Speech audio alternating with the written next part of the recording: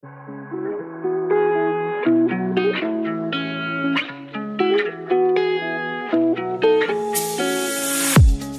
listening to an AINC original podcast.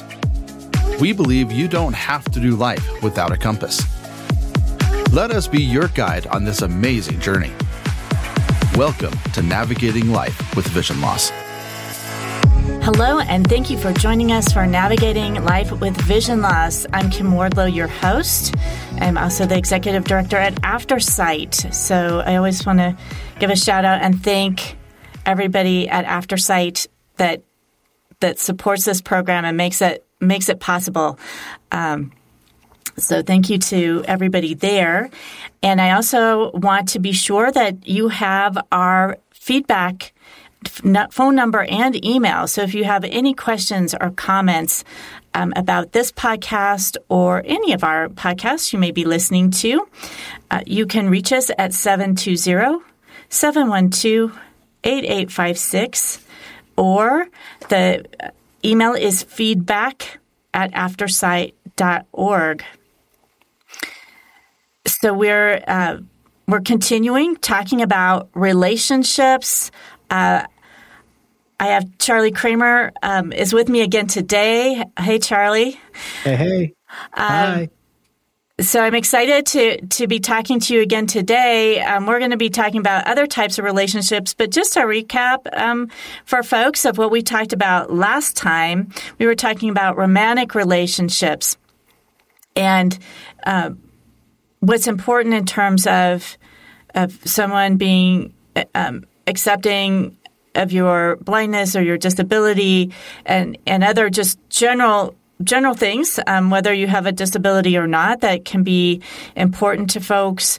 And I know one comment that you made when we were talking about that hit both myself and our podcast producer, Jonathan, that we both really liked was you said if you've had a long-term relationship that's ended and you're looking at a new relationship, what you weren't getting out of the original relationship might not be what you need in the new relationship, and to really be focused on that current relationship. Is there anything that you want to mention, or maybe that you thought of afterwards and thought, "Oh, I wish I'd said this"? Yeah, definitely. There's a resource that I work with all my clients on that are interested in love and relationships, and it's something that I learned from my previous therapist, Emily Orm. Shout out, Emily, if you happen to be listening. You're the best. Basically, she gave me this exercise of what's called a love list. And it clearly spells out what you need from a relationship, what you want, and what is not workable. Okay. So you can kind of do this in 3 categories. And I'd really recommend it for someone that's getting into a relationship, or even someone who's like, am I getting what I want out of this relationship right now? And have your partner do it as well. And don't do it next to them. Do it separately, and then bring it to each other and have an open conversation about what's on the list and what's comparable. So the 3 categories. First one is non-negotiables. Okay. This is like mostly positive traits and big subjects like politics, religion, children, finances, family, right? You got to be on the same page with those. It's like morals and values. Okay. Most of those things you're going to have to be in agreement with. Maybe 1 or 2 of them you can say, look, we can work on this, but you have to talk about how can we work on it. The next one is preferences. So like hobbies, interests, cultural tendencies and values, right? So this is a good example of like, I'm a really big Manchester United soccer fan, football fan, right? Greta, my partner, tolerates that and accepts that I love that and will know not to bother me during the game or even let me talk about it for a hot second. Does she like it? Not nearly as much as me, but that's okay. You know, we also really love music and we do connect on that, right? So we have things that we like and other things about each other that maybe we don't connect with, but we're willing to learn about it. Okay. That's preferences. The last one is non-workable traits. This can be things like them being defensive or projecting or, them having different commitment or attachment styles than you, all these different things. Are they a fixer or a controller? Or maybe it can be not fully accepting of my blindness, right? Write these things out. Get really clear on it. You don't have to do this with every single one of your relationships, but we started the last episode talking about getting clear on your needs and what you want. This is a very good way to start. And knowing your needs and what you want would apply to other relationships as well, not just your romantic ones. So as 100%. we're talking today about other types of relationships that we have, there's so many. Our parents, siblings, various family relationships, friends, coworkers, all those different relationships that we encounter. We talked last time within the context of romantic relationships of their acceptance of their blindness or their disability and their partners, but how does that also play into other types of relationships as well? Mm-hmm. I think the easiest thing to do here is just to give some examples. Okay, so let's talk about family. Now, the person who raised you is going to have a lot of opinions about what you want to do with your disability and how you want to experience it. And what you want might differ from the way that you were raised. And that can create challenges and can create issues. Even little things like, my kid is not blind, they're not visually impaired, they only have a vision problem, right? And then you grow up and you're like, hey, mom, dad, no, actually, I'm legally blind, and blindness is a spectrum, and I feel really good just saying I'm blind, right? And they need to be okay with that, and you got to talk about those things and work through them in your own time. That's one aspect of it, and that's more emotional than anything else. Then there's more practical relationships like your career, where I can't do my job if I don't have these accommodations, right? Not if I don't have these accommodations, I'm going to be a terrible employee, and you have to spend thousands of dollars just to accommodate me, which is false, right? It's no, I just need a screen reader to be able to do my job properly, and I'm going to be an incredible employee like I am. I'm just going to shift the way I do my work a little bit, and thank you for supporting me with that. It's more structured, and the way that you communicate that is very different. And then there's friends like, hey, thank you so much for caring about me and my eyesight. Also, I don't want you to ask how my eyes are doing. I'm blind. They're bad. So you got to be really clear about what you want from those different relationships, and the way that you communicate within those categories of relationships differs. And it should differ as well. What about setting boundaries within relationships? And I'm guessing that differs as well, depending on the type. Oh yeah, it definitely does. It definitely does. It also, it depends on the type of relationship that you have with the person too, right? A parent-child relationship is different for each parent and child. I'm not even talking in the same household. So like I'm saying, Kim, one of your relationships with your parents is likely very different than the relationship that I have with one of my parents. And I would not recommend that you handle certain boundaries with your parents in the exact same way that I do with mine. You have to take in the context, and you have to be willing to understand what setting that boundary will do and how it will impact the relationship. And you have to be accepting of those possibilities, and always come from a place with boundaries of, I'm setting this boundary because it's what I need and what's best for me, but it's also best for everyone involved. Whether or not they understand that is not important. And I'm going to communicate that boundary with kindness, and I'm not going to over-explain it. Boundaries don't need to be understood. They need to be respected. Sometimes that does shift though, because if it's your best friend and you really thrive on personal relationships, if you just say that personal relationship, right? And really deep conversations with that friend, if you just say to them, I don't need you to understand, I just need you to respect this. If you just say that, that's going to probably cause some damage. Right. And you might say, they might want to understand. Yes. But you need to know, do I want them to understand? Right. So it really depends.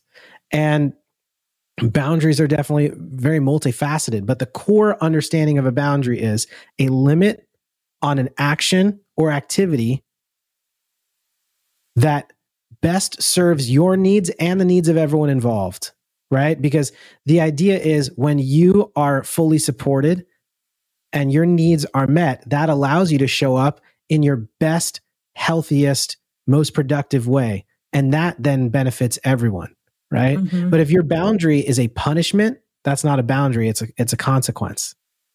Well, and I think boundaries change too. If you're in a parent-child relationship, as that child gets older, whether you're the child or you have a child, Yes. that changes, and setting those boundaries to establish your own independence and a little bit of separation into your own life becomes really important as well. Absolutely. And it's important to remember too, how to first start by setting the boundary. And the boundary being set is different than holding the boundary. So, when you set a boundary, it's a personal choice. Mm-hmm. I'm not going to allow people to do this. I'm not going to allow them to say this to me. When you set that, it's not going on a broadcast to everyone's cell phone in the entire world. Like they probably don't know that you set that boundary. Right. Holding the boundary is when you actively advocate for yourself, right? And when somebody crosses that boundary in the moment, how do you respond to that in a way that they respect what you need and everyone comes away feeling good about it? Right? Mm-hmm. That's very, very important. And one of the biggest ways that we set boundaries is by getting in touch with what really annoys us. What frustrates you the most? Right. With the way that people treat you, with the way that you do things. One of them might be, I'll just give you an example of one of my boundaries. No one is allowed to ask me about my blindness on the street that I don't know if I'm not open to talking about it. I'm in complete control of with who and when I want to talk about my blindness. So I'll give you an example. The person on the street who comes up to me and says, "Hey, I noticed that you're using a cane. That's so cool. My grandpa also was blind. And what type of blindness do you have?" Right? The intentions are incredible. They're so curious. Also, I want to go get my lunch. And I don't want to talk to them right now, and that's totally okay.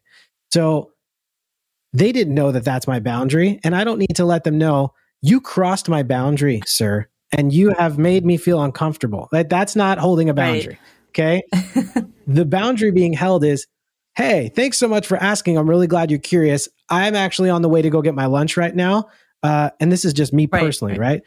I'd say, but I have a whole Instagram page and a whole social media page where you can learn anything you want about it. Just follow Charlie Kramer Vision. I hope you have a great day. See you later. And then I'd walk away, right? I didn't make them feel like an idiot. I respected my boundary. And I said, hey, thanks for being curious, because genuinely, that's awesome, right? So that's easier because you don't know the person. Yes. When it's in your relationship, you may need at times for them to understand, and you may need to be more cognizant of their feelings. Not always, sometimes. So a boundary is never explaining why. It's just saying, this is what I need. Thank you so much. And making it not a big deal.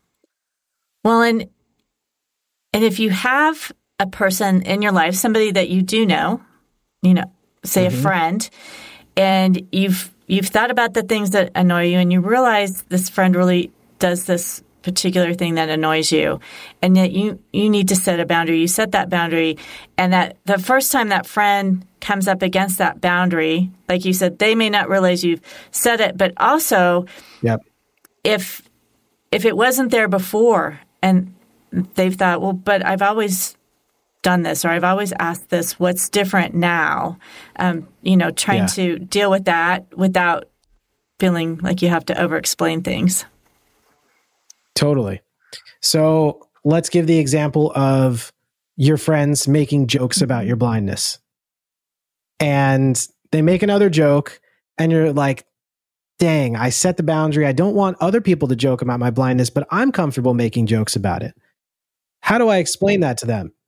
Well, first of all, it's not an explanation. It's a boundary response. So you're going to say, hey, I know previously I was cool with people making jokes about my blindness. Recently, I've kind of come to this understanding that I don't actually like it as much.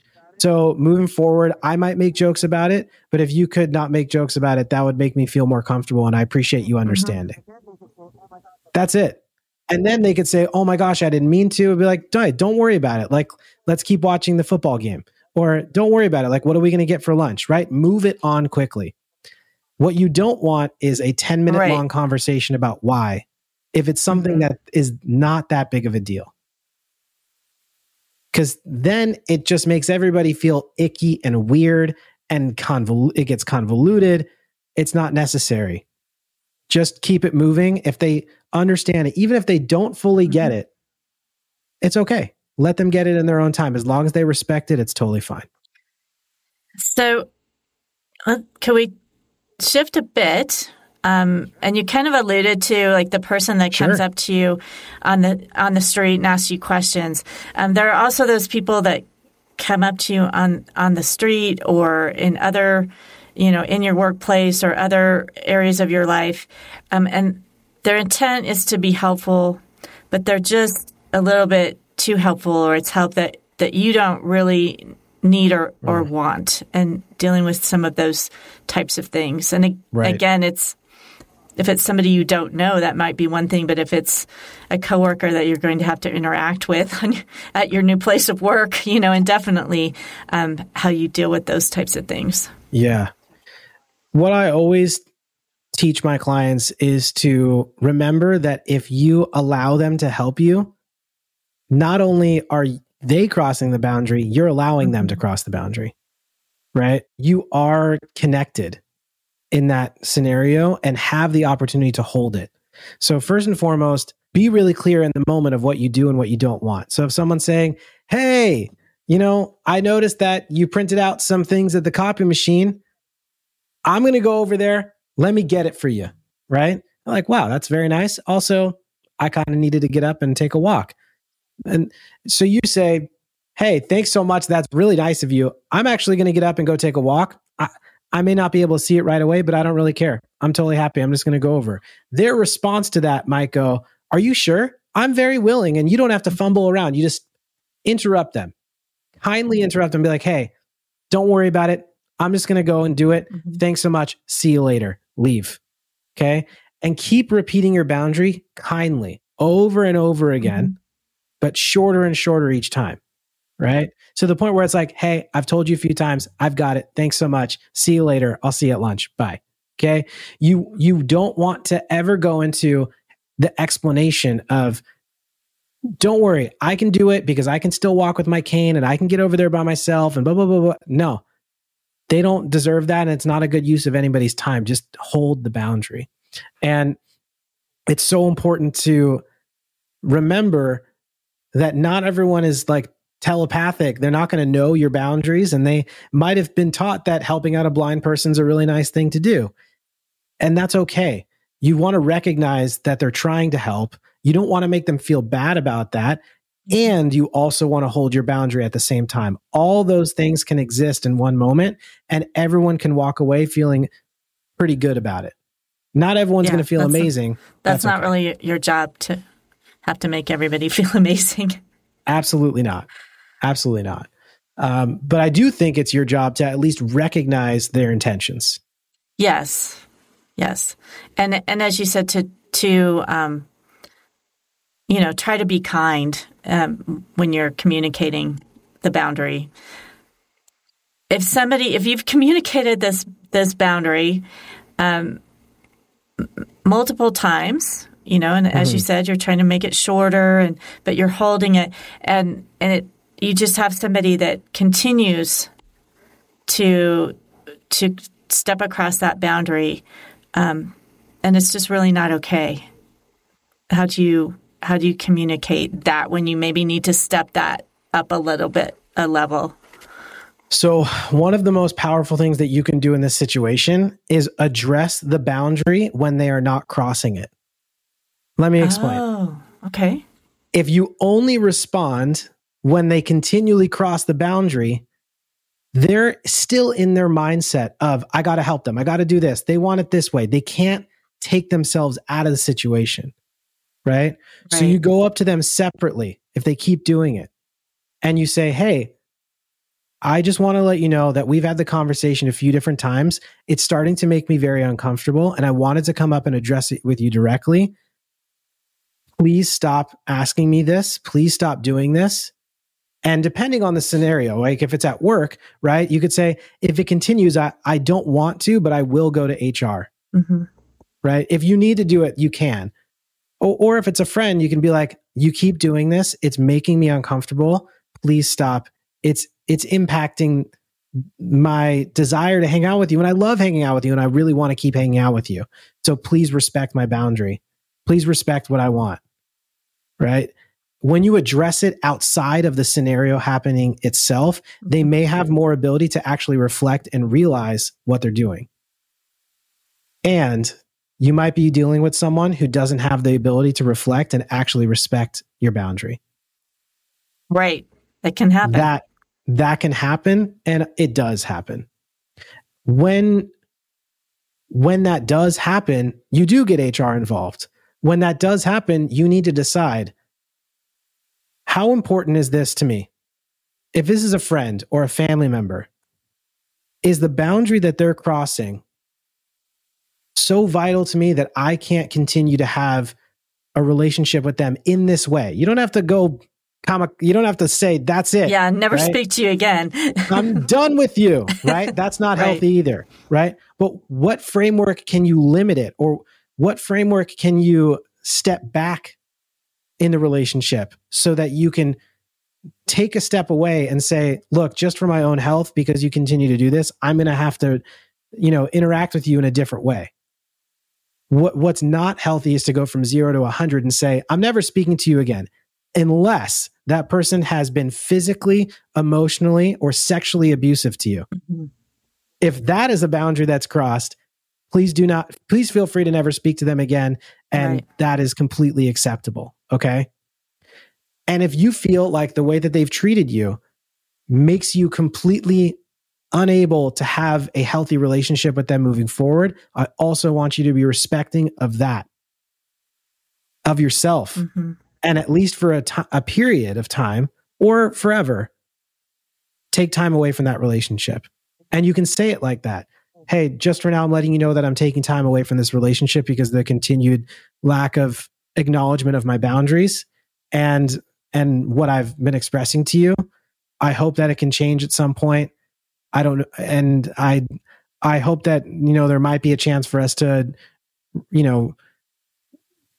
come to an understanding and move forward in the relationship. And right now I need a break. Or we could say, until further notice, I don't feel comfortable speaking with you. It depends, but you have to weigh what feels right to you in that moment. But I'd always go slowly in your mind and in your thoughts of what the next step is, rather than just go to, I'm done with them. Forget about it. Right. Which I think is quite popular nowadays with cancel culture. It's a popular thing. That's not holding boundaries. That's avoidance. Boundaries are delicate and nuanced and challenging. That's not nuanced. That's pull the plug. Now, sometimes, like I said, that is the necessary thing to do.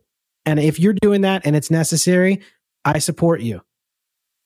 Make sure that it's necessary before you do it. Right. Yeah, because just reacting out of frustration or anger might cost you more than you really want to pay in terms of losing a relationship if it's something that might be worked out. Obviously not those extreme things, but yes.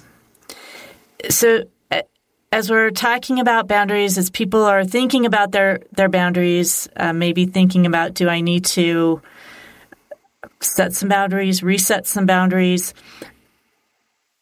can you help us define or give examples of like what are healthy boundaries? Just as you said, well, it's not so healthy just to say, oh, well, you crossed this boundary 5 times, so you're out. Yeah. It could be, though. Right. 5 times could be a lot. It depends on the boundary, right? If the boundary was, please don't ask me invasive questions about my disability at work. Well, right? then, yeah. Well, sure. Okay. You could decide that really impacts me and I'm not talking to this person again. Or if that was me, I would just say, hey, like, if you keep asking me invasive questions about my disability, like, I'm going to talk to HR. Yeah. Like, I'm done with this. Like, please stop. Right. It depends on the person. But if that 5 times is they've touched me inappropriately 5 times, it only needs to be 1 time, right. So it does depend. But you were asking about creating the new boundaries, correct? Correct. So, okay. So if we're trying to have healthy boundaries, or we're trying to think about, are the boundaries that I've set, people seem to keep crossing, are my boundaries that I've set, are they healthy boundaries? Trying to look at the boundaries that either that we have or that we feel like we need to establish. Right. I think it's a balance, because the idea of a healthy boundary is that you're setting the boundary to keep your mental and physical state healthy. Mm-hmm. Now, people grow over time. So something that was a healthy boundary for you previously, you may have done the work and now you're at a different place. Not everyone, not every boundary, but maybe you're in a different place now and you feel like, they can ask me deep questions about my blindness. I'm in a place where I really want to answer every question I get about that. That could be a personal choice. And that could be okay. And then the boundary shifts to people can ask me questions and I'm open to sharing about it only when I'm open to it. Mm-hmm. So it's about getting really clear and knowing that you're constantly doing the work and opening up. And that's why the boundaries can constantly move and shift, right? But again, like, setting the boundary itself is all about not only benefiting you, but everyone involved. Because when we go back, we keep talking about the invasive questions boundary. It's just our example of the show, okay? But for example, if that person's asking you invasive questions and you're crossing that boundary and speaking about it and telling them your whole life story every time and talking to them about the grave details, maybe that's making you feel really unsafe because you don't want them to know that personal information about you. Right. And maybe it's making you feel unseen because all they know about you is your disability and they don't treat you as a person. Mm-hmm. And then it's also not benefiting them because all they know about you is your disability and not you as a person. So the healthy boundary is healthy for everyone. Mm-hmm. And that's important too. If the boundary that you're setting only benefits you, truly, right? Mm-hmm. Only benefits you and makes you feel more entitled to a behavior that is actually unhealthy, you need to really take a step back and work on that. However, the boundary still may be healthy for the time being so that you can do that work and become more safe to be able to open up and start having those conversations in a different way. Well, I think it's really a complicated thing. I appreciate you pointing out some of those nuances, that it's not, A or B. It's A and B and C and D and whatever else, depending on the situation and the person, because there's so many complexities to it. And I think that's why we all struggle with our relationships at some point in time, is because they're not simple. Exactly. And the last thing I'll say on this is this is why working with professionals is so important. Because as much as I want you to gain amazing boundaries, the likelihood is that you're going to listen to this podcast and you're going to feel empowered and inspired to go out there and hold more boundaries. But if you just do it from one podcast, you may not create the boundaries that you fully need. Maybe there's deeper work, and talk to a therapist who understands you. Work with a coach that specializes in boundaries or specializes in disability. Someone that's going to understand you and help guide you, because it can be really challenging to take on that work on your own. it's so important to be able to do that in tandem and in teamwork with other people, especially when you're integrating that into your personal relationships.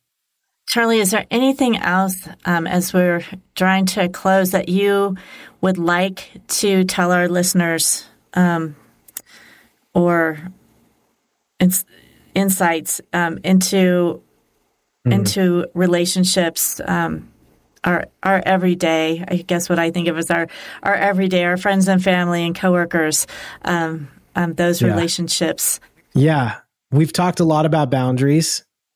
If you only focus on boundaries, you won't be having a lot of fun. Have fun.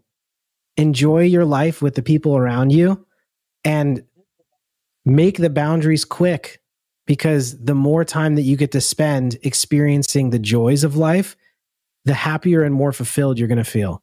And at the end of the day, that's what relationships are there for, to feel fulfilled, to create connections, and to feel supported. And the boundaries are simply a reminder of how to best do that. But if they're the main focus, you won't be enjoying your relationships as much as you deserve to. So don't forget to do things that are enjoyable, that are fun, that are silly, that are deep, and to be willing to set boundaries and work in tandem with the people in your life with those boundaries while you're having that fun. And being able to build those relationships, as you said, to have joy and fun in your relationships as well. Exactly. Well, Charlie, thank you so much for joining us for 2 episodes of Navigating Life with Vision Loss. We really appreciate it. I feel like we could do a whole nother segment on building relationships now that we've talked about boundaries. And others may also feel that way or may want to get in contact with you. I don't think I mentioned in this episode, Charlie specifically is a life coach for folks that have disabilities and brings that to his work. So Charlie, if folks want to reach out to you, what is the best way?